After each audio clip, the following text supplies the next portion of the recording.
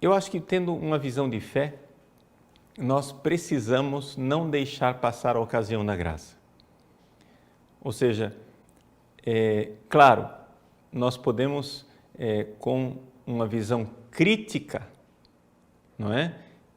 Colocar defeito em tudo, desde a atuação da equipe do Vaticano, como a atuação da equipe local, como a atuação do próprio Papa, a atuação da imprensa,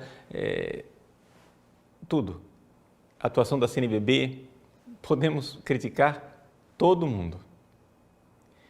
Só que, se a gente já parte inicialmente com a crítica, eu acho que nós perdemos a ocasião de colher Deus que nos visita. Existe, sim, uma visita de Deus nisso tudo e uma ação da graça. Então, como é que eu vejo pessoalmente essa visita do Papa Francisco ao Brasil? Em primeiríssimo lugar, vamos, o que é que eu penso da figura do Papa Francisco, não é? O Papa Francisco é interessante, ele parece uma mistura de traços de João XXIII, de Paulo VI e de João Paulo II, não é? E essas três figuras, digamos assim, mescladas, dão um contraste bastante interessante com Bento XVI. Em que sentido? No sentido que Bento XVI era um homem mais recatado, mais tímido, porém de uma profundidade e uma capacidade intelectual extraordinária, não é? Já o Papa Francisco parece trazer consigo uma bondade, uma afabilidade, que faz lembrar bastante João XXIII, um otimismo humanista, que recorda bastante Paulo VI, e uma presença, né? A gente poderia usar, usando a linguagem que a gente usava para João Paulo II, porque João Paulo II tinha sido ator, né? Então a gente usava essa expressão que ele tinha presença de palco, né? Ou seja, ele sabia lidar com uma multidão, né? De uma outra maneira, Francisco sabe também lidar com a multidão. É bem diferente de João Paulo II, mas ele sabe sim lidar com a multidão. Então, claro, isso cria um contraste com Bento XVI. Algumas pessoas querem contrapor os dois papas. Eu acho que não se trata tanto de contraposição como de diferença, não é? E que, portanto, se nós soubermos colher o lado positivo dos dois papas, não é? Nós podemos ter uma figura, digamos assim, uma visão católica, ampla. Ou seja, nós não precisamos escolher um dos dois. Nós podemos ter os dois. Nós podemos acolher, não é, a riqueza dos dois. Por isso eu fico muito triste de ver a declaração de algumas pessoas. Eu vi um vídeo hoje na internet que fiquei assim escandalizado, diria, não é, de ver pessoas católicos falando do Papa Francisco nos seguintes termos: pois depois de João Paulo II, nós ficamos aí sem saber quem é que viria, então Deus mandou Francisco. O que é isso? O sujeito, sem nenhum pudor, passou por cima de Bento XVI, como se os 8 anos de pontificado de Bento XVI não tivessem existido. É esse tipo de atitude que eu acho que não é católica, não é? Uma pessoa que fica escolhendo papas. Veja, eu não estou querendo esticar desmesuradamente a infalibilidade dos papas. Não, os papas podem errar pastoralmente. Mas antes de nós nos colocarmos como juízes, é importante nós sermos capazes de honestamente ouvi-los, não somente na atitude humana de acolhida, de ouvi-los, mas na atitude de fé. Eu gostei muito, devo dizer que gostei muito da entrevista que o Papa Francisco deu à Rede Globo, não é? Porque aquilo me deu clareza. A gente vê quem é o Papa Francisco. O que é que eu notei nessa entrevista? Antes de tudo, um homem que não é presunçoso, não é? Ele sabe, quando ele sabe, ele diz, quando ele não sabe, ele honestamente diz, não tenho conhecimento. E reflete a respeito das coisas, não é? Segunda característica que eu vejo do Papa Francisco, ele é um homem plenamente do Concílio Vaticano II, não é? Ele adotou o método pastoral do Concílio Vaticano II.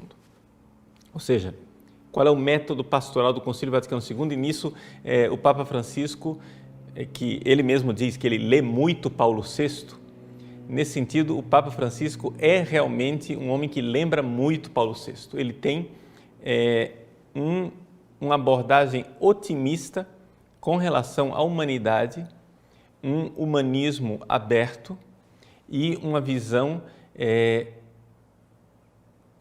pastoral de quem crê sinceramente que se nós nos abrirmos às pessoas num diálogo e se nós nos voltarmos para os pobres no amor e na caridade, a Igreja dará um testemunho que converterá muitas pessoas e isso terá uma eficácia pastoral enorme. Isto daí é a visão pastoral, não é? Que eu diria, do Concílio Vaticano II. Essa visão pastoral, que é a do Papa Francisco, é a visão pastoral, digamos com muita objetividade, de uma enorme parte do episcopado católico atualmente. Pergunto, esta visão pastoral, ela é criticável? Resposta, sim, ela é criticável e existem críticas já bastante elaboradas a respeito dessa atitude pastoral. Ou seja, pessoas que pensam, evidentemente, que esta visão otimista, ela não somente tem um certo irrealismo, como tem também consequências pastorais não tão eficazes como ela se proporia, ou seja, a eficácia pastoral não é tão grande. Acho que quem elaborou esse argumento e esta crítica de forma mais, digamos assim, compacta e sistemática é o Roberto de Mattei. Todo mundo conhece as críticas do Roberto de Mattei com relação a essa atitude pastoral do Concílio Vaticano II, que é a atitude pastoral atualmente da maior parte do episcopado e é a atitude pastoral do Papa Francisco. O que dizer a respeito dessa atitude pastoral? Bom, primeira coisa, eu acho que nós devemos respeitar, não é, esta opção. Lembrando, porém, que ela não é uma opção compulsória, ou seja, ninguém é obrigado a agir somente desta forma, não é? Bento XVI parecia ter uma outra opção. Dentro daquilo que era a ternura de Bento XVI, a forma dele abordar as pessoas, ele achava que os pontos polêmicos e discordantes com o mundo precisavam ser bem claros e que isso talvez tivesse uma eficácia pastoral maior. Vejam, há aqui uma diferença. Estou pondo um papa contra o outro? Não. Eu estou dizendo que são pessoas diferentes, não é? São pessoas diferentes. Então, eu não acho que nós precisemos agora condenar essa atitude como mal intencionada e como necessariamente associá-la às heresias, né? Porque o que é que eu vejo de difícil na nessa atitude, nessa abordagem pastoral que é a de Paulo VI, que é a do Concílio, né, Vaticano II, que é a do Papa Francisco. O que é que há de difícil nessa atitude? É o seguinte: a mídia, o mundo,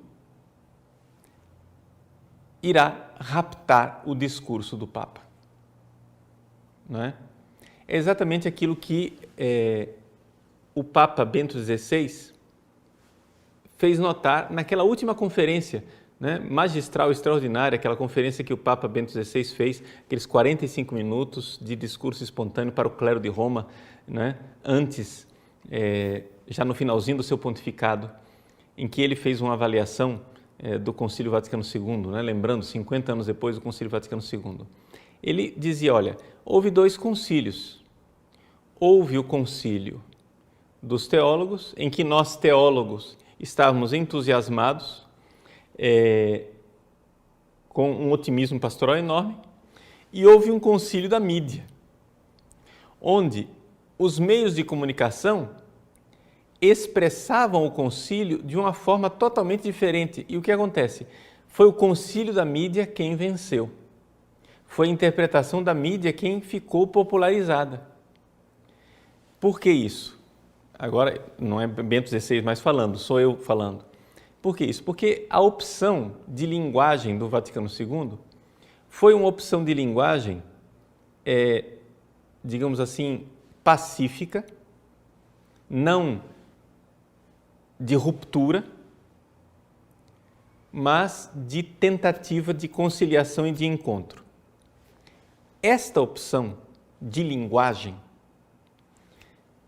para pessoas bem intencionadas, é excelente.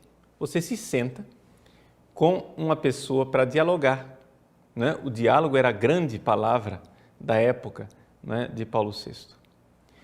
O que não funcionou é o seguinte, é que nem todo mundo estava a fim de dialogar.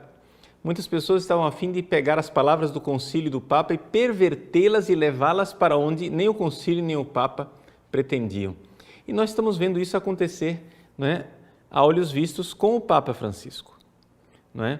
O Papa Francisco, ele fala as coisas de forma clara, ele fala as coisas de forma católica, mas como ele diz essas coisas claras e católicas de forma simpática,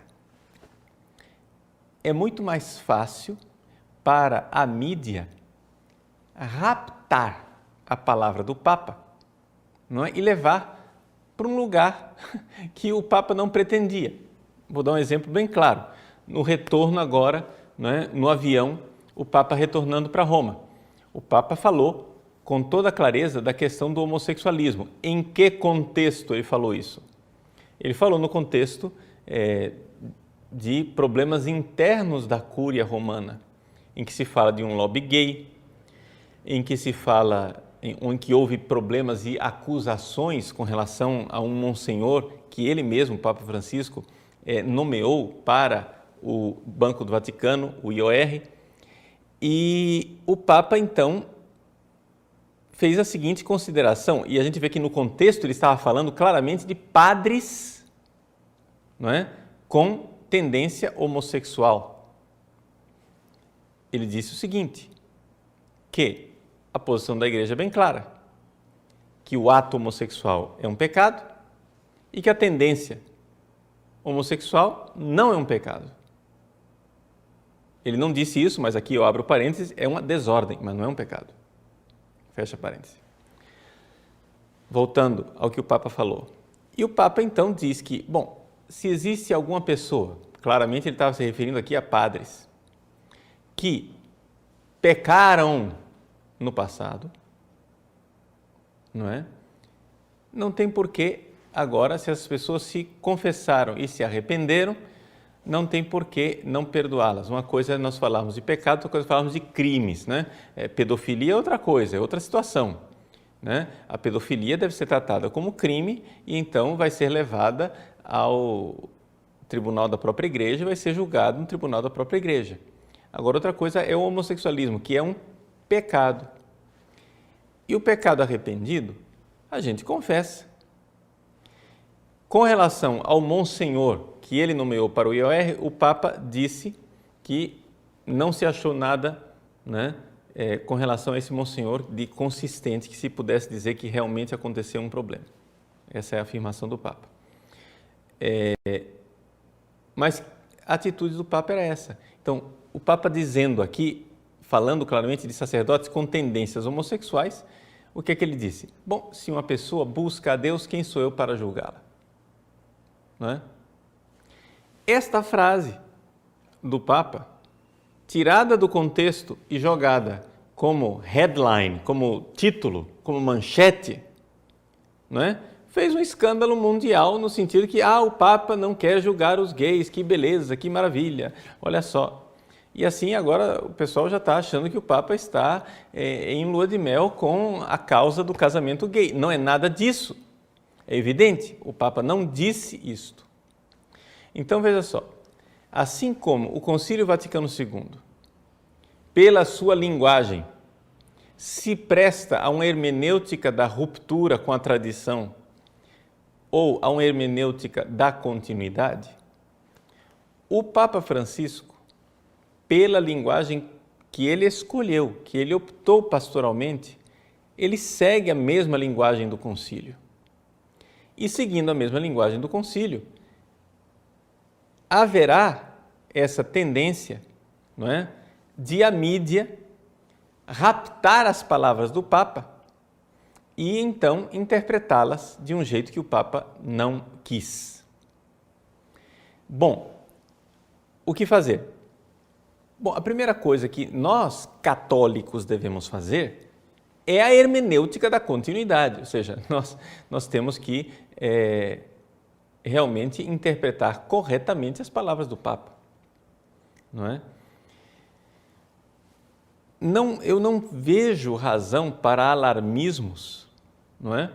No sentido que o Papa Paulo VI, que no início do seu pontificado viveu uma lua de mel com a imprensa mundial, a abertura da igreja, que beleza, finalmente a igreja abre as portas, etc, etc. Quando ele, em 68, finalmente, pela própria circunstância histórica, foi colocado em xeque e foi levado a uma encruzilhada em que ele teve que se pronunciar de forma clara a respeito dos anticoncepcionais, por exemplo, com a Humanae Vitae, e foi crucificado pela própria imprensa que antes o osanava.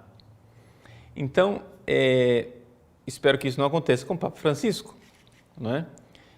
Mas nós católicos temos que estar prontos a fazer uma hermenêutica correta. Não sejamos nós a ouvir as palavras do Papa através da mídia. É nosso dever, antes, irmos diretamente às fontes e lermos ou assistirmos às palavras do Papa de uma forma desapaixonada. Ou seja, é importante que a gente, sem paixão, ouça as palavras do Papa. Nós temos um dever, não somente de honestidade, mas temos um dever de piedade filial, de ouvir as palavras do nosso pastor. Então, por exemplo, se o Papa tem limites, se o meu bispo tem limites, se eu tenho limites, todos nós temos limites, então é importante que nós agora não fiquemos com,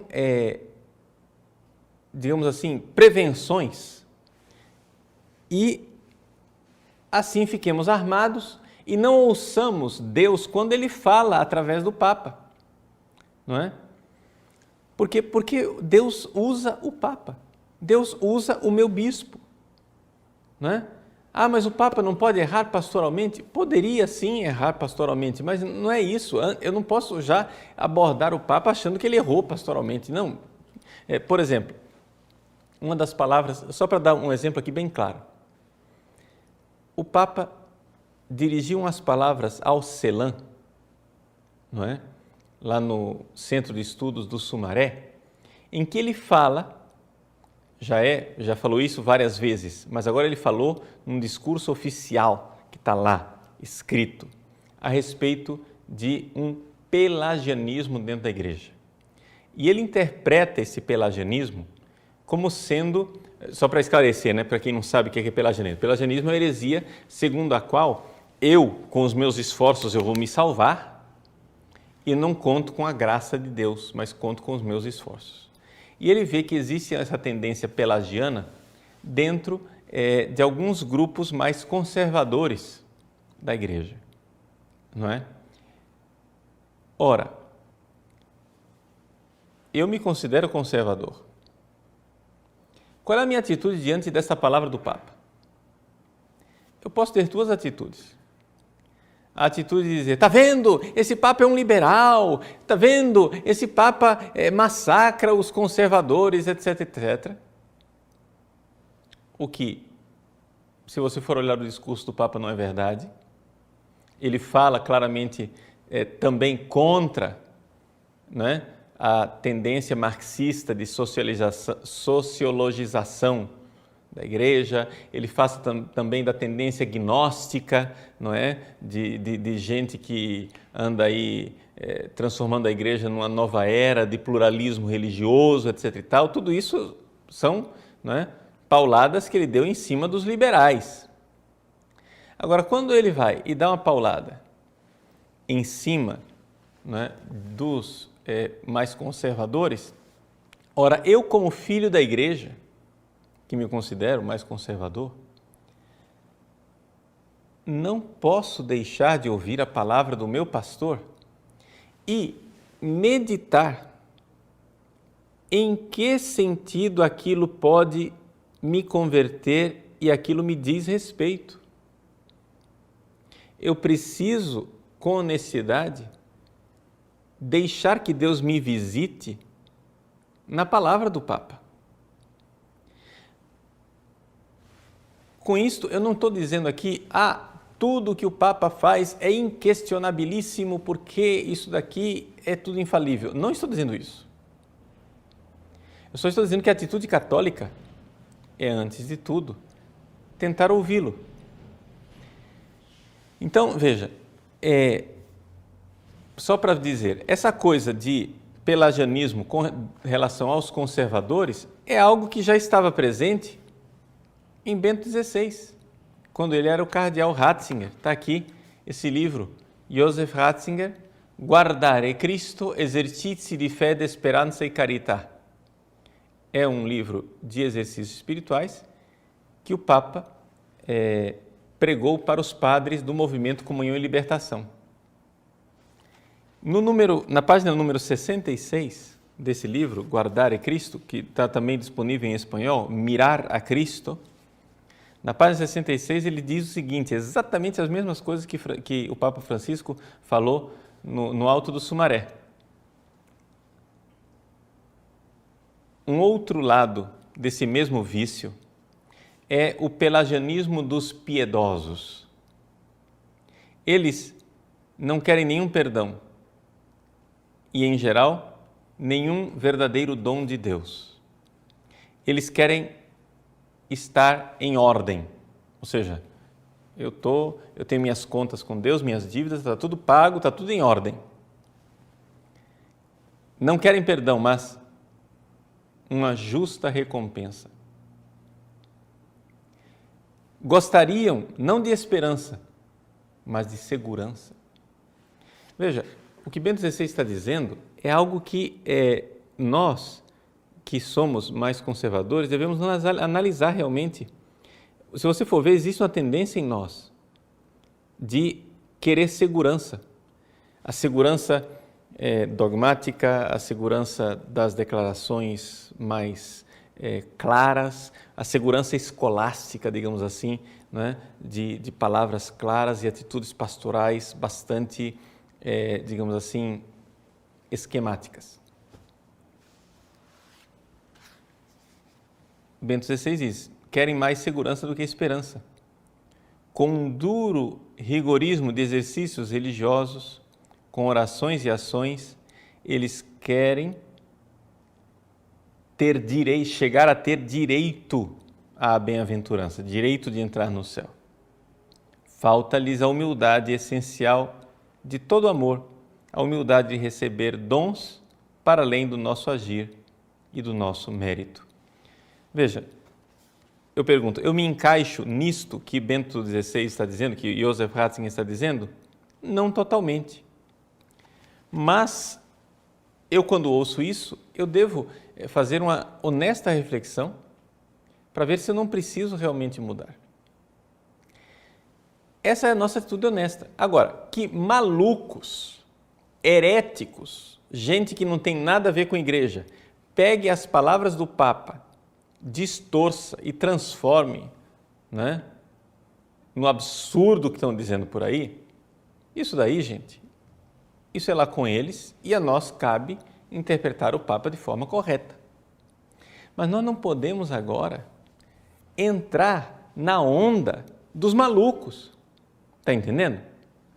Ou seja, se o concílio diz uma coisa, eu tenho que levar o texto do concílio a sério. Se os malucos interpretam aquilo de outra forma, eu não posso entrar na onda dos malucos. Se o Papa diz uma coisa, eu tenho que interpretar a coisa que o Papa está dizendo pelo que o Papa está dizendo. Eu não posso entrar na onda do maluco, não é?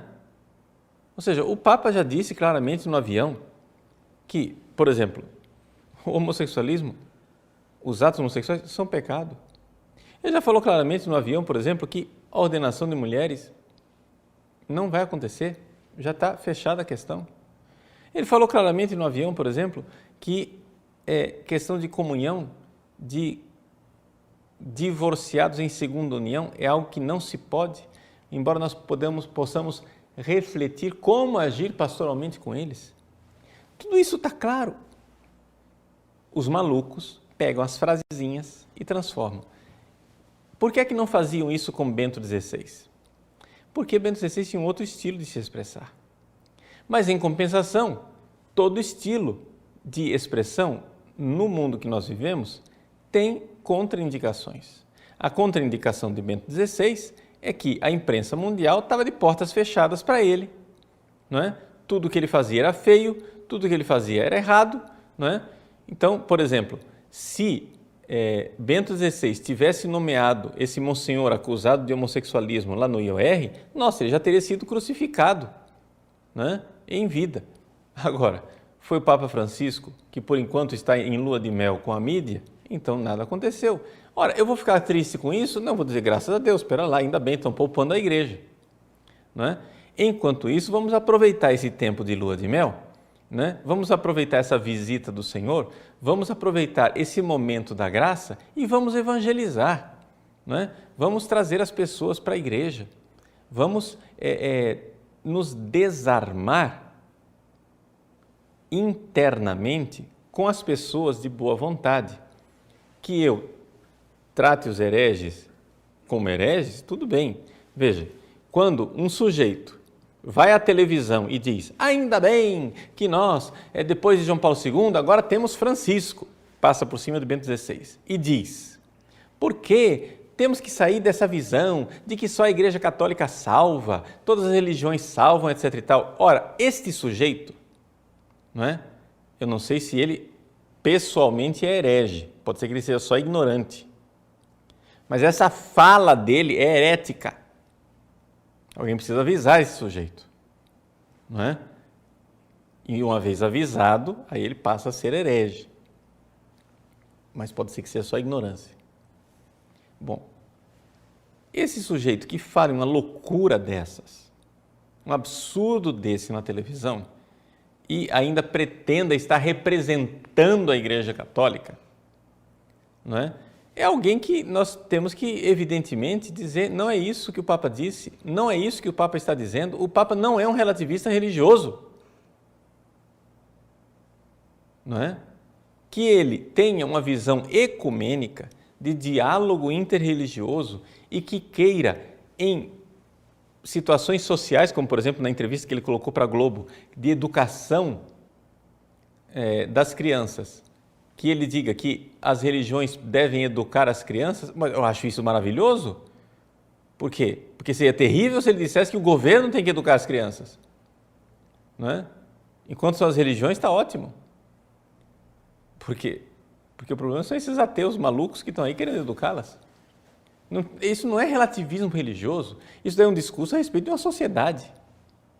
Não é? Agora, ele poderia se expressar melhor?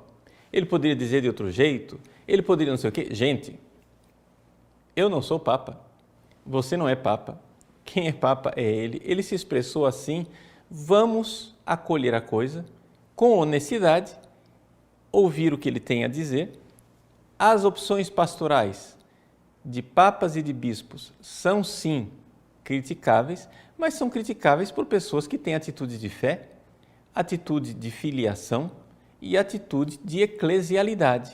Ou seja, isso se faz dentro da igreja e se faz com um espírito de amor e de muita abertura e diálogo. Outra coisa são os malucos, né? Aí não, maluco não é questão de diálogo com maluco, né? Minha avó já dizia que o remédio de doido é outro na porta. Se o doido quer entrar na tua casa, você seja mais doido que ele e se ponha na porta e impeça que esse louco faça isso, né? Só que a gente não pode agora ficar tratando o Papa e tantos bispos de boa vontade como sendo hereges simplesmente porque nós discordamos de algumas opções pastorais que eles tomaram. Nós temos que agir catolicamente, não é? Com amor para com a igreja e precisamos, não é, nos desarmar. Então, se há certas opções que nós achamos que são inadequadas, por exemplo, se a opção pastoral tomada pelo Vaticano II, não os dogmas, não a disciplina, não a moral, mas a opção pastoral tomada pelo Vaticano II, se nós achamos que existe algo de desastrado que precisa ser corrigido, gente, isso daqui é a liberdade dos filhos de Deus. Liberdade dos filhos de Deus, não é? E aí nós vamos agir com os métodos pastorais que nós pensamos mais adequados e podemos então honestamente, filialmente, respeitosamente discordar. Mas antes disso, eu acho que nós precisamos de dar uma oportunidade, né, a que Deus nos fale nos acontecimentos e que Deus fale através de tantas pessoas. Então, sobretudo, eu gostaria aqui de louvar a Deus e agradecer a Deus por tudo aquilo que de bom e de extraordinário, né, aconteceu na vida de conversão e de experiência de tantas pessoas nessa Jornada Mundial da Juventude, né? Por exemplo, um seminarista que estava lá na praia de Copacabana me contava, padre, lá um senhor lá que era do resgate, um salva-vidas, né? Que estava lá, disse, olha, não ponho os pés na igreja há muito tempo, mas esse Papa tocou em mim, eu vou voltar para a igreja. Então, é algo extraordinário, é a graça agindo. Deus age, Deus faz. Então, louvemos a Deus pelo Papa que Ele nos dá e saibamos acolher, porque pode ser que Deus esteja nos visitando e nós não estamos enxergando a visita de Deus, não é? Então, entende? O que não quer dizer agora canonizar tudo. Eu já falei aqui nesse programa, né, outra vez, se for para criticar atitudes de papas, eu posso pegar todos, desde São Pedro até o Papa Francisco, e dizer alguma coisa que eu não acho que não foi plenamente adequado. Assim como vocês podem olhar para as minhas atitudes pastorais, criticá-las e dizer que não é isso. Eu acho que nós precisamos, né, nos desarmar com aquelas pessoas que são de boa vontade. Com os hereges, malucos, não. Aí tudo bem, aí você, né, põe uma barreira e as coisas são diferentes.